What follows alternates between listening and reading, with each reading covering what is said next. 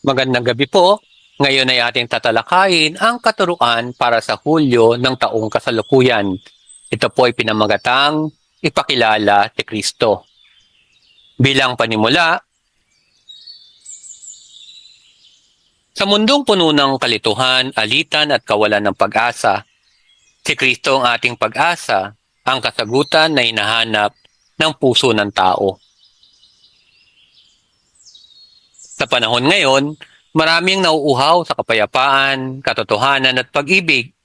Ngunit kadalasan, ito'y hinahanap sa mga panandalian o huwad na pangako.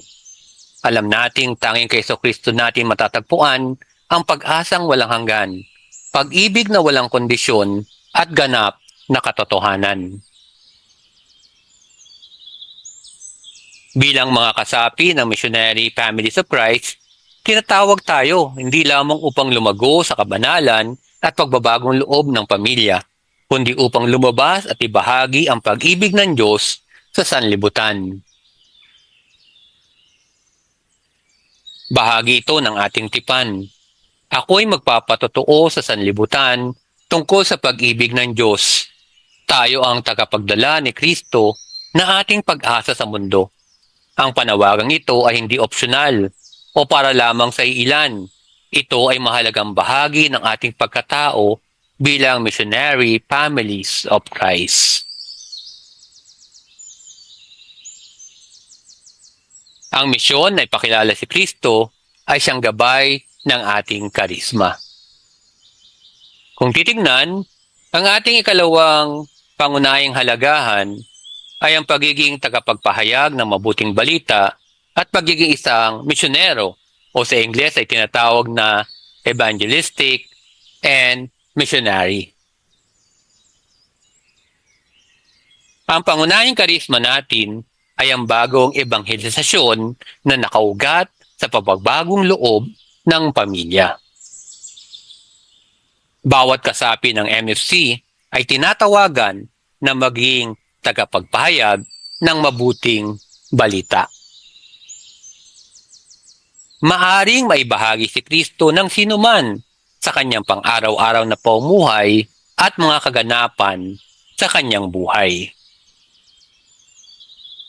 Tungkol naman sa pagiging misyonero, bagamat maaaring mga hulugan ito ng pagtungo sa mga banyagang lugar para sa misyon, ang isang tao ay maaari din namang maging misyonero sa sarili niyang lokal na kapaligiran. Makabubuti pong tignan natin at pagnilayan ang katuturan ng ating pangalan, ang Missionary Families of Christ o MFC. M.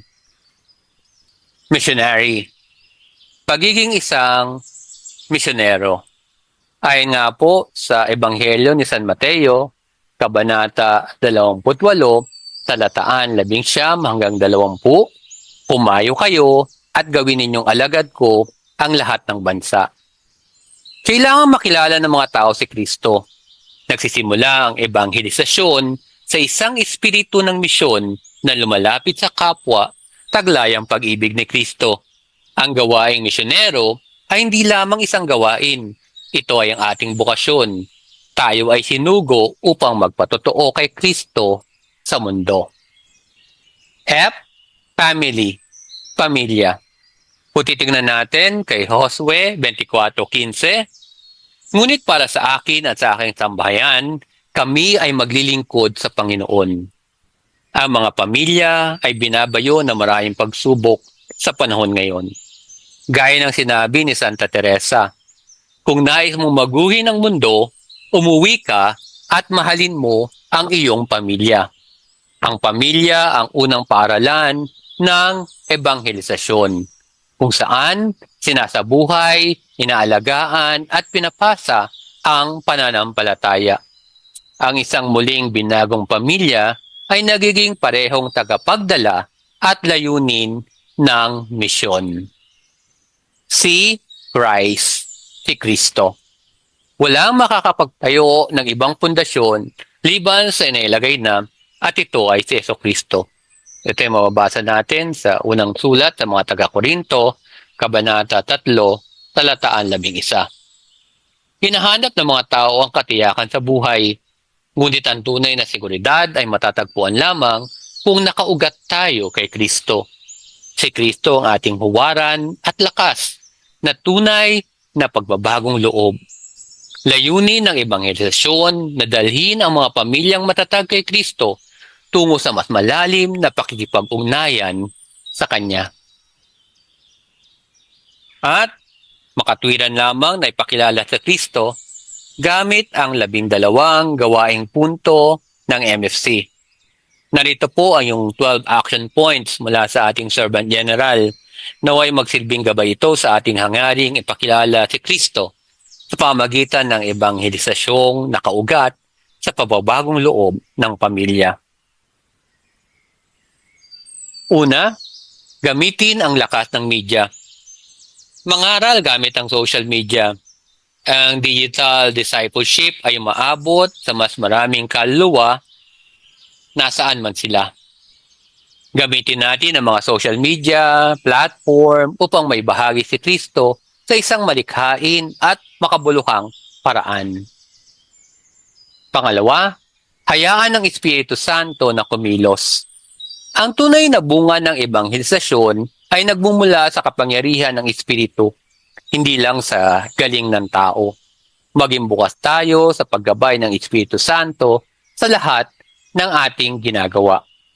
Pangatlo, patuloy na matuto. Ang tuloy-tuloy na pastoral formation ay nagpapalalim ng pananampalataya at nagpapatalat ng pagiging epektibong misyonero. Pag-aralan ng banal na kasulatan, turo ng simbahan at mga materyales ng MFC. Ang patuloy na pagkatuto ay nagpapasigla ng misyon at kabanalan. Pang-apat, manghikayat ng mga taong ibig magboluntaryo, makilahok, magturo at magpalakas ng mga kapatid na handang tumugon sa misyon. Ang ebanghelisasyon ay gawain nating lahat. Hikayatin ng iba na maglingkod, hindi lamang tumanggap. Ang pagbibigay kapangyarihan sa iba ay nagpapalawak ng misyon. Panlima, palaganapin ang katolikong musika. Ang musika sa pagsamba at pagtitipon ay dapat sumasalamin sa teolohiya at pagpapahalagang katoliko. Dapat si Kristo ang tampok, hindi ang performance o damdamin. Gamitin natin ang Sound the Trumpet songbook bilang sanggunian. Pang-anim, mag-focus sa pamilya. Ang mga pamilya ay parehong tagapaghatid at bunga ng ebanghelisasyon. Dapat tayo maging misyonero sa ating sariling pamilya. Ang matatag na pamilya ay pundasyon ng matatag na simbahan. Pampito, pahalagahan ang mga pangunahing halagahan o core values. Isabuhay ang mga halagahang ito ng MFC. Ang pagiging misyonero, katoliko, makakomunidad at nakatuon sa pamilya. Ang mga pagpapahalagang ito ang gumagabay sa ating pananaw at pinananatiling tuwid ang ating misyon ayon sa ating karisma. Pangwalo, patuloy na magsalita. Maging propetiko at ipahayag ang katotohanan sa online man o sa personal. Maging matapang sa pagbabahagi kay Kristo. Pangsyam, isapuso ang ating bagong galaw, ang bagong ebanghelisasyon. Ipagpatuloy ang ating pakikilahok sa Live Christ, Share Christ. Iyakapin ang mga makabago at malikhaing pamamaraan sa ebanghelisasyon habang nananatiling tapat sa tradisyong katoliko. Pansampu, isabuhay ang pangalan at misyon. Tangkilikin at isabuhay ang ating pagkakakinlanlan bilang bahagi ng MFC. Ibahagi at palaganap ang misyon nito ng may layunin. Magsuot tayo ng MFC shirt, maglagay ng car stickers, maglagay ng banners sa ating tahanan. Ang pagkakakinlanlan ay nagbubunsod ng layunin at pagbibigay saksi. Maaaring ito'y maging daan upang makapag-ebanghelyo. Panlabing isa, abutin ang mundo. Tanggapin ng buong puso ang universal na panawagan upang ipahayag ang ebanghelyo sa lahat ng bansa at kultura. Bawat miyembro ay may bahagi sa misyon ng simbahan sa buong mundo. Pang-12.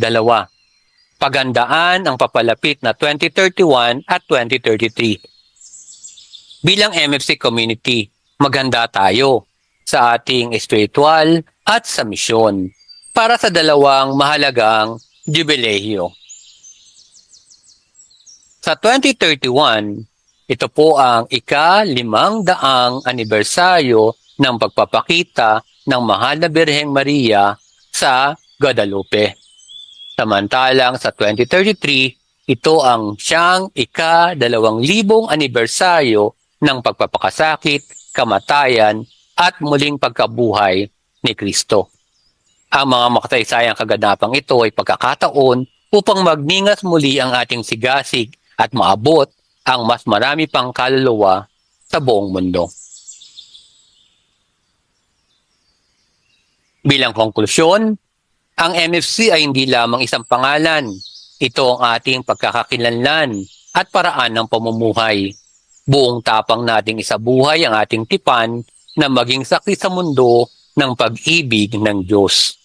Bilang isang pamilya ng MFC, yakapin natin ang ating misyon na mag-ebanghelyo. Ipakilala ang MFC. Higit sa lahat, ipakilala si Kristo. At para po sa mga tanong sa ating pagninilay, paano ko personal na isinasabuhay ang panawagang ipakilala si Kristo sa aking pang-araw-araw na buhay? Alin sa 12 gawaing punto ng MFC ang aking naisasabuhay na at alin naman ang inaanyayahan ako ng Panginoon na yakapin at pag-ibayuhin sa panahong ito?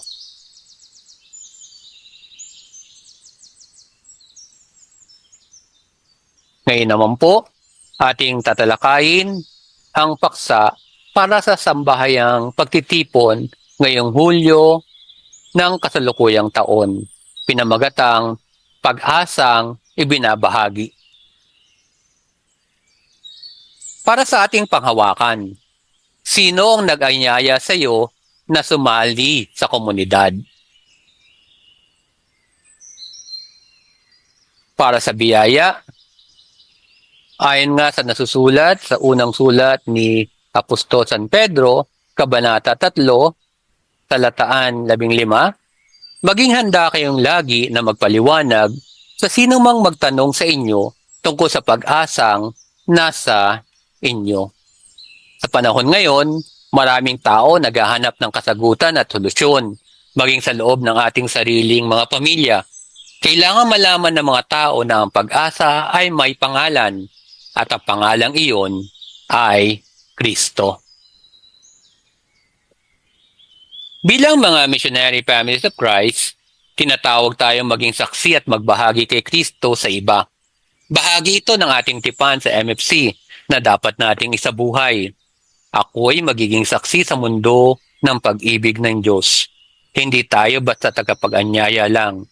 Tayo ay tagapagpahayag ng mabuting balita. Kung tutusin, tayo ay mga peregrino ng pag-asa at ang layunin natin ay makilakbay sa iba. Hindi lamang upang idagdag sila sa ating komunidad, kundi upang mapalapit sila kay Kristo. Gaya ng isang taong minsan lumakad din kasama natin at nagbahagi kay Kristo sa atin. Ang isang peregrino ay lumalakad kasama ng iba sa pag-ibig, nag-aanyaya, nakikilakbay at masayang binabahagi ang mabuting balita. Sa MFC, layunin nating ibahagi si Kristo sa pamamagitan ng ebanghelisasyon o tinatawag nating pamamalakaya ng tao. Kaya nga, kung titingnan, MFC, M, manifest Christ in our lives. Maging huwara ni Kristo sa ating buhay. Taglay natin si Kristo sa ating puso at magagawa. Nagbibigay liwanag sa mga nasa kadiliman. Ang ating pagiging saksi ay mas malakas kaysa sa salita. Isinasabuhay natin ang ating ipinapahayag. F. Facilitate the journey of others. Gabayan ang paglalakbay ng iba. Tayo'y lumalakad kasama ng iba, hindi lamang upang samahan sila, kundi upang pangunahan at akayin sila tungo sa pagbabalik loob kay Kristo. Ang ebanghelisasyon ay hindi isang pasibong gawain. Ito ay isang mapagmahal at sinasadyang misyon. C. Communicate the hope who is Christ. Ibinabahagi ang pag-asa na si Kristo. Inilalahok natin at iniaalok natin si Kristo. Hindi ang ating sarili. Tayo mga simpleng palatandaan na nagtuturo kay Kristo, ang tunay na bukal ng pag-asa para sa mundo. Kung titignan, isinasagawa rin ng mga laiko ang kanilang propetikong tungkulin sa pamagitan ng ebanghelisasyon, sa pagpapahayag kay Kristo sa salita at sa patotoo ng buhay. Ito po ay mababasa natin sa Katekismo ng Simbahang Katoliko, 905.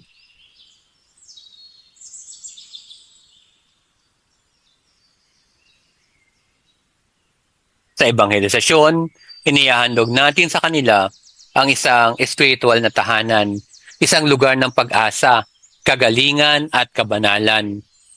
May pag-asa tayong ibinabahagi at siya ay si Kristo. Ang pagbabahagi kay Kristo ay nangangahulugang mamuhay bilang saksi, ipinapahayag ang ebanghelyo at lakbayin ang buhay kasama ang kapwa tungo sa mas malalim na ugnayan kay Kristo.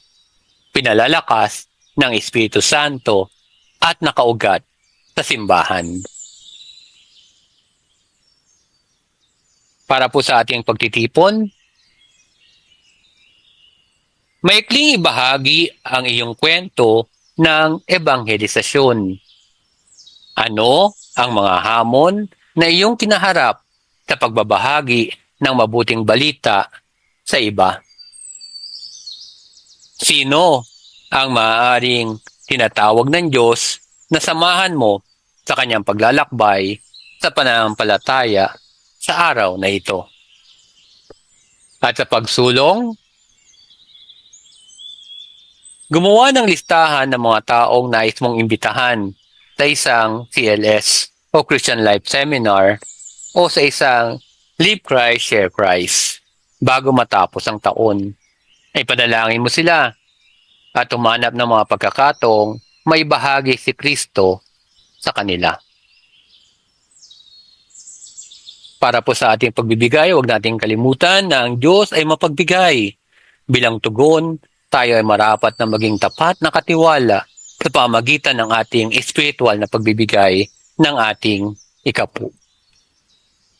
At para po sa pagmimisyon, maghanap ng pagkakataong makapaglingkod sa MFC at o LCSC. Ang mga kasapi ng MFC na 3 taong pataas na sa komunidad ay nihikayat na lumahok sa misyon sa inyong sariling lugar o probinsya.